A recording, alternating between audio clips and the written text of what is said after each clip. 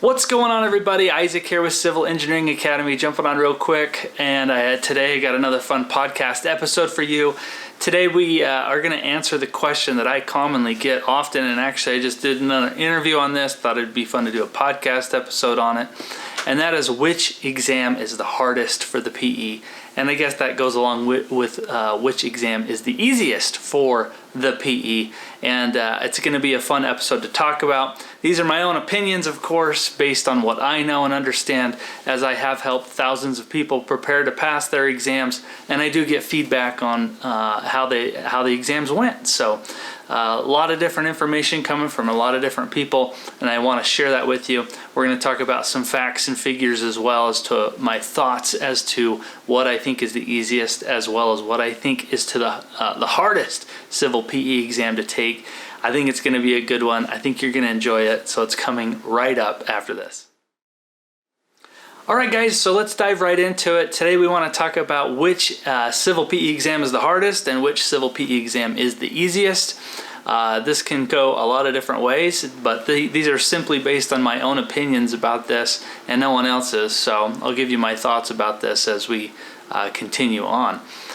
So let's go ahead and start with what I think is the hardest exam to take. The hardest exam that I believe to take for the civil PE exam is the structural depth exam. Now, I'm not saying that this should discourage you when you take and prepare for this exam. I'm just simply stating that it's one of the more difficult exams to take. And so maybe you're asking, why am I saying that? Well, if you go and dive into the actual books and codes that you need, the structural depth exam requires quite a few of them. I believe they're at 12, I think, if you go look at it. So what this means is that not only are you required to understand all your breadth material, but you also have to have an in-depth knowledge of your depth material, and you also have to have pretty good knowledge of all of those standards and codes, and at least know where to find them, which means you have to go through them, you have to tab them up, and that just adds to your study time as you're preparing for this exam, which is already a lengthy preparation time. So, you know, at a minimum, I always recommend 3 months. Definitely want more than that, and depending on where your own life situation is, you're going to want more time, all the way up to 9 months, let's say, as you're preparing for this, especially if you have children and things you got to balance in your own life. So guys, that's my thoughts there. So the structural engineering depth exam is definitely one I think is the most difficult when you're preparing for the PE exam.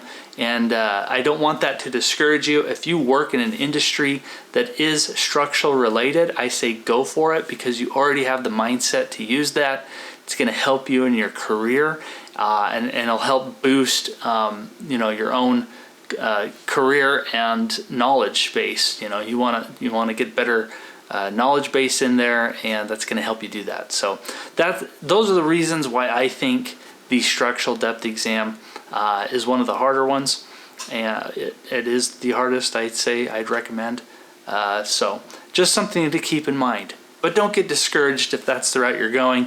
All of these exams are difficult, but if I'm going to rank them, that's the one I'm going to rank as the hardest. Okay. All right, let's look at the next hardest exam.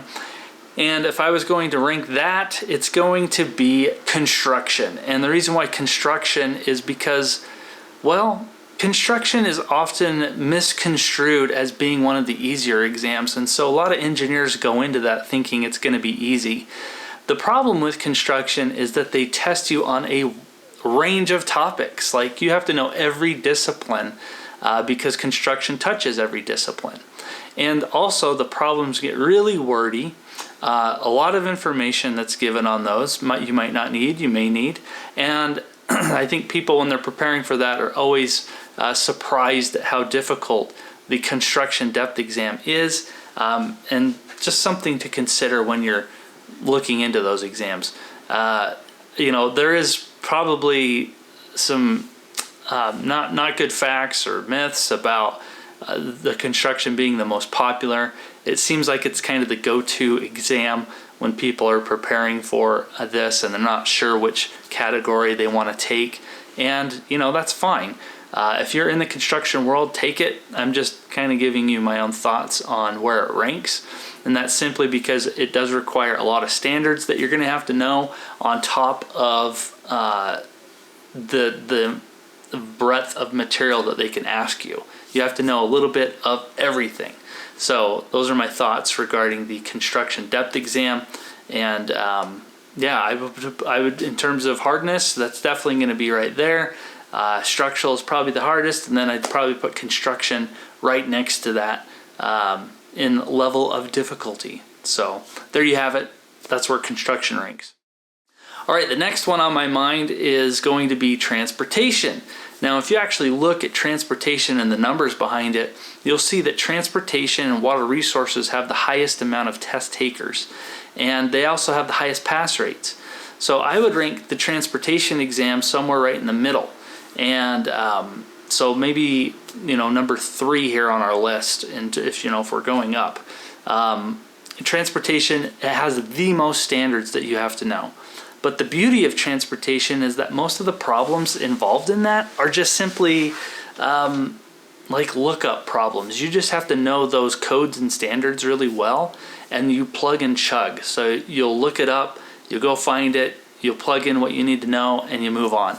So if you can know those and you're referencing everything out of those, that's really where the volume of questions are coming from in the stuff that you have to know.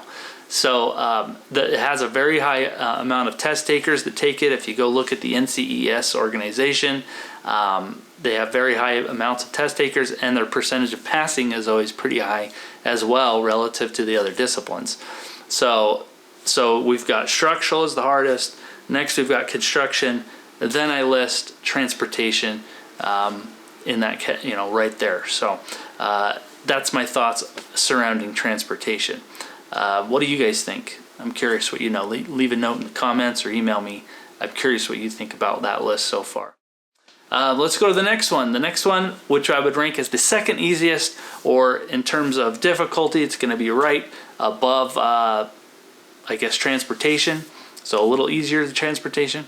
And that is Geotech. And a lot of people never take Geotech. Maybe they hated it in college. I don't know. Maybe they disliked it there. Whatever the reasons are around that, there's a lot of different reasons. But if you look at the NCEES website and the statistics on that, Geotech is always ranked as one of the fewest in terms of the volume of students taking that exam. And it also has pretty low pass rates. But that's a little deceiving because there's just not that many people taking this exam.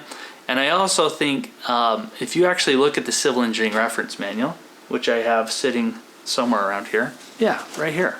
Let me grab this bad boy. Just for a visual. So I got the Civil Engineering Reference Manual sitting in front of me. If you don't have it, go to civilengineeringacademy.com/PPI. Use our discount code of CIVAC. Get 15% off this. But you can see in here, there's tabs.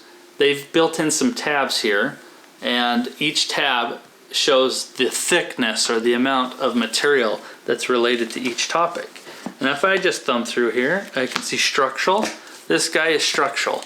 It's like 1 inch thick of structural material. And there's quite a bit in there. Transportation's pretty thick in there. Construction's very small. Other sections are very small. And if you actually thumb through what we call the geotech material, geotechnical, it is seriously like 1/4 inch thick. It's this guy. Not a lot in there. So my thought is that the volume of material that you actually get tested on is it's pretty limited. There are 2 categories that usually catch people with geotech, and that is the deep foundations and seismic material.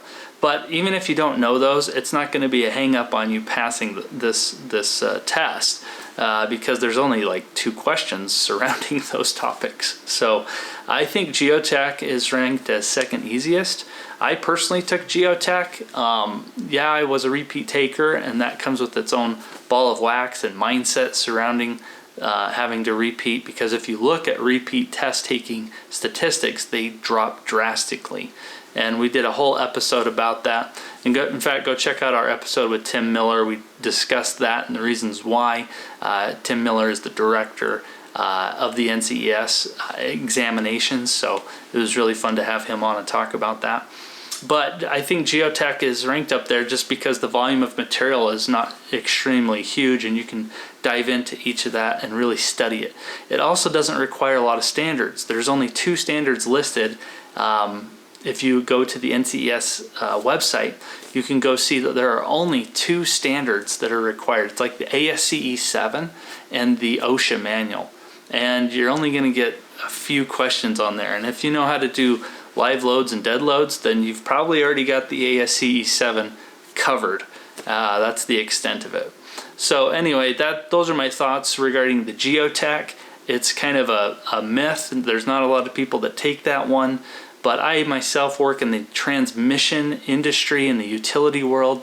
So I design transmission lines. It does involve foundation work, as well as structural and tensions and work, a lot of other things. But I felt like it was a good complement to what I was doing at work, and that's specifically why I took the Geotech exam. You may consider it too. Maybe you just hate the topic, and that's fine. But if I was if I'm ranking these, I'm going to rank Geotech as probably the second easiest, simply on the fact that there's not a ton of material that you're going to have to spread everything thin. You're very focused on what you need to know, and you don't have a lot of standards, so you don't have to know a lot of extra stuff out there in order to ace this exam. So hopefully that makes sense to you. It makes sense to me in my head, so let's get on board with that. All right, coming up now, we want to talk about the easiest exam, and I believe that is the water resources. So the reason why I believe this is the easiest exam is simply because, well, there's a couple reasons. For one, there are no standards required for this exam. 0, zilch. Isn't that nice? Like, yeah, the volume of material is quite a bit. Like, if you looked in the Civil Engineering Reference Manual, there's still quite a bit of material that you need to know in there. But, you're going to be very focused on it. That's all you need to know. That's all you need to study. And so you don't have to know everything about everything. You just dive into water resources, which is super nice. And you don't need to know standards. So you don't have to dive into other books and reference other material that's going to lose you, or that you have to study, and tab up and mark up, and you lose time doing that, or you could just be studying the topic that you need to. So that's nice. You don't have any standards. The other thing is the historical pass rates. If you go to the NCEES website, again, you can go see pass rates, and water resources always ranks the highest. Like, always. It's always high. And so, right now, if I go look at the site, I believe the last test period that they had, they posted results, and it's 71% of first-time takers are passing, and they also have one of the highest volumes, if not the highest. It usually bounces between transportation and water resources, but water resources, I believe, is the highest right now. And so you get a 71% pass rate. You also, if you're repeating the exam, it's also a higher pass rate as well. So you can just see by the statistics of it, as well as the standards and the material that you're studying, I feel like water resources is definitely the top of the list for what we would consider the easiest exam on the Civil PE. Now, take that with a grain of salt, because every exam is difficult, and I'm not here to discourage you from taking any of those, especially if it relates to the field that you are in. If you are considering, or you're confused about which depth exam to take, there are a few things that I recommend. First is obviously look at what you're doing for your employment and what's going to benefit you or complement what you're doing there. Because it's nice to study additional material so you can get better knowledge and help you at your workplace. So that's the first thing. If you work in an industry or you're doing something that just has no relation really to a specific topic, I would go back and think about what I did in college. And if you scored extremely well in transportation topics, maybe you want to consider that. I did well in water resources, so maybe I should have considered that. I did also well in geotech, so I felt like I was okay doing that as well. So those are the things you want to consider, but that's my advice if you are confused about which depth exam to take, and that is also my advice on which exam is the easiest as well as the hardest to take on this exam. So that's my opinions. Those are my thoughts. I'm curious what you guys think. Again, shoot me an email. Let me know in the comments what you think is easiest, which is hardest. I never know how to really word this. Do we say which exam is the hardest, or do we say which exam is the easiest? I think a lot of people care which one's the easiest because that's the one they want to take in order to pass this thing. I totally get it. You know, you want to get the initials and move on with life, and that's okay. So anyway, guys, hopefully this was helpful to you as it was for me. I help a lot of people with these exams. Those are my experiences. Those are the things I hear from others. But if you have other comments, let me know. I also want to hit on that structural depth exam is unrelated to the SE exam, which is the structural engineering exam, where you get initials SE after your name. Those are two separate things. Anybody in the world that, you know, if you've reached the qualifications to take the PE, you can take the structural depth exam. If you feel good and confident in structures, you can go for it. To take the SE is a separate category. It's a separate set of exams that you got to do, and you really have to be focused in bridges or buildings to head that route so that you can design those things. So just wanted to clarify that. A lot of people get confused about that a little bit, so wanted to make sure we're clear on that. Are you clear on that? I'm clear. Anyway, guys, with that, we'll go ahead and wrap this up. Thanks for joining me today. If you have any questions about anything related to the PE or the FE, or you know, becoming a professional engineer, head to civilengineeringacademy.com. We are excited to help you on that journey. And just as a teaser, we are working on a California seismic and survey review course for people. We know that will help you on your journey if you're trying to get licensed in California as well. So we want to be able to do that. So stay tuned on that. It's coming out soon. Just wanted to tease that out there a little bit. Anyway, hope you guys are doing well, and we'll see you in the next one. Bye.